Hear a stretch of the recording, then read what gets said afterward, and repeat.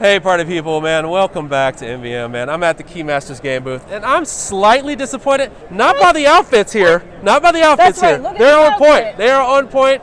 I feel like I should be in the park instead of the comp floor. But We're no. just try again? Actually, you know what? Don't get too happy. All right. Because I have some beef with you. Uh-oh. I want to find out, where is Caper? You're up. It's right here. Okay, do you have any regular Caper? Right here. Okay, do you have anything, like, do you have Caper somewhere here in a box? Right there. Okay, no, that's not my copy of Caper. That's not the backers too. That's not your copy. It's not. Okay, so I didn't even get one early. No, hold on a second. There is a mastermind copy of Caper. Okay, that's not going to work for me. I can't get it. In So this case. so where is actual Caper? When do people expect it? Yeah. So Caper right now is in a box. Yeah. In other boxes. It should be wrapping up production right now. Okay. And then it gets to play the freight game. Okay. Like all other games in the universe Okay. and all other things in the universe. So right quick, now. can you give me like a 30-second pitch of like what that game is? Like Yeah. 30 minutes real quick, just kind of say, hey, what is this game? Caper is a game about being a mastermind, a thief, traveling around Europe, trying to steal from locations, but more importantly, trying to beat other thieves trying to steal at locations. Mm-hmm. So you travel to Paris, you travel to Barcelona, to London, to Rome, seeing all the sights there are to see there, but also stealing things. Stealing things, I Stealing know. things. It's a really good two-player game. I love it. I really love it. I stand on this one, two-player game. But, party people, that's going to be off of Keymaster's booth. I'll tell you right now, I'm going to steal a copy. You hear what I'm saying? All right, y'all. Take care. Hey, welcome back to the Gen Con floor. I'm here with Martin from Plan B at the Plan B booth to take a look at this total surprise. This is not a game I was expecting to see here. This is Azul Queen's Garden. This is the next in the Azul line, right? Yes, yes. What can you tell us about this game just briefly?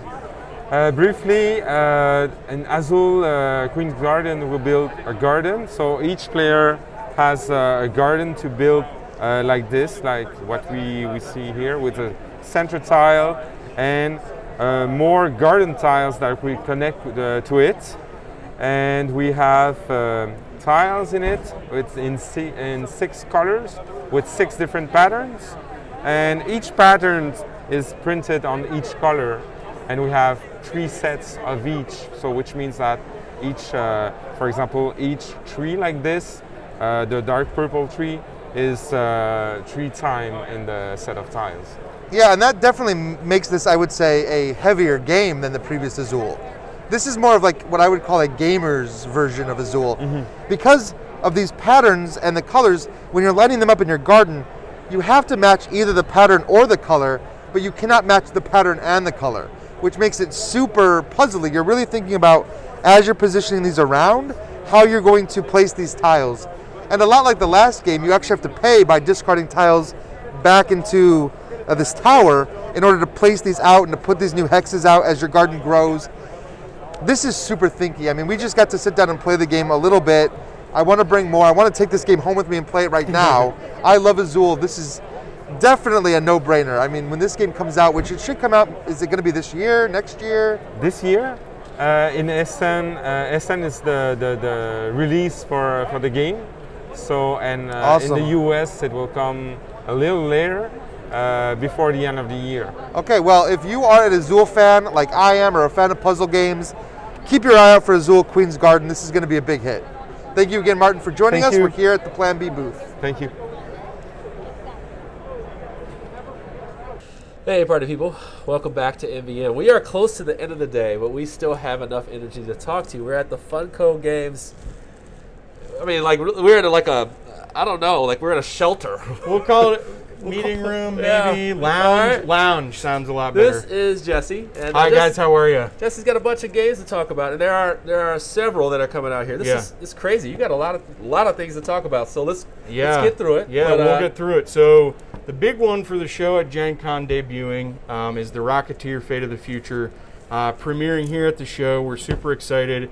It is a 1 versus 1 game, head to head, where you're going as the Rocketeer and his crew versus Neville Sinclair and his baddies. And there's a little area control, card play, and then a clamshell where you're hiding the rocket plans and your enemy's trying to take them from you. You'd be like, oh, like we could, like yeah, literally, we could do oh, it now. really? Yeah, and then you fight me and you say, is that the plans? And I say, no, not at all. So Okay. that's debuting based on the film. Got really awesome artwork. We got maybe you can see it. Some gold flocking on here.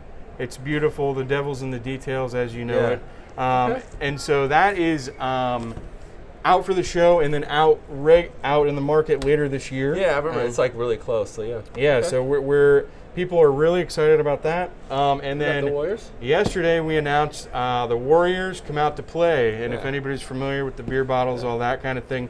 So this is a cooperative game for players to take on the role of the Warriors, and you're trying to go from the Bronx to Coney Island, and you're going to be fighting gangs and running away from your rival gangs, all while trying to keep your reputation up. And so how it works, you're going to go to different locations, and you've got different cards. And so say we're in Van Cortlandt Park, and you want to fight, you fight the Furies. You put this together, and then that becomes sort of your roadmap for the battle there.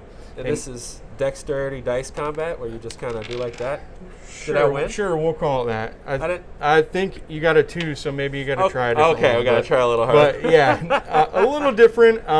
So this one here is really, throwbacks to the films. We got a lot of positive response here at Gen Con. Yeah. Folks are loving it, and they're asking all about it. Where did it go? We got that big release. Oh, yeah, that let's one. See Okay. it, let's see it. Yeah, let's see it, so let's see it. the big announcement for the show is a legacy game by Prospero Hall.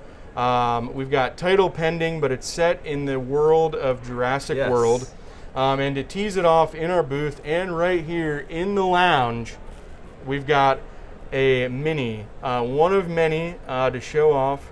That's just absolutely beautiful of the T-Rex. And so more to come later this year, and even more next year of what's to come for a Jurassic Legacy game. Prospero Hall, what's not to love? Folks, I got one more thing for you. You ready for this reveal? What does he got? A dying plant. Okay. It was alive a couple hours ago. Big reveals I here promise. at Gen Con. Look at this. Yeah, so it's kind of like, you got the dinosaur in the that's what we were doing. Oh, you recovered so hard. You just recovered so hard. All right, party people. Cool. No, it really works. That's sad. It really does work. All right, party people. Thank you so much. We are almost done, but thank you for watching. Thanks for having us. All right, take care.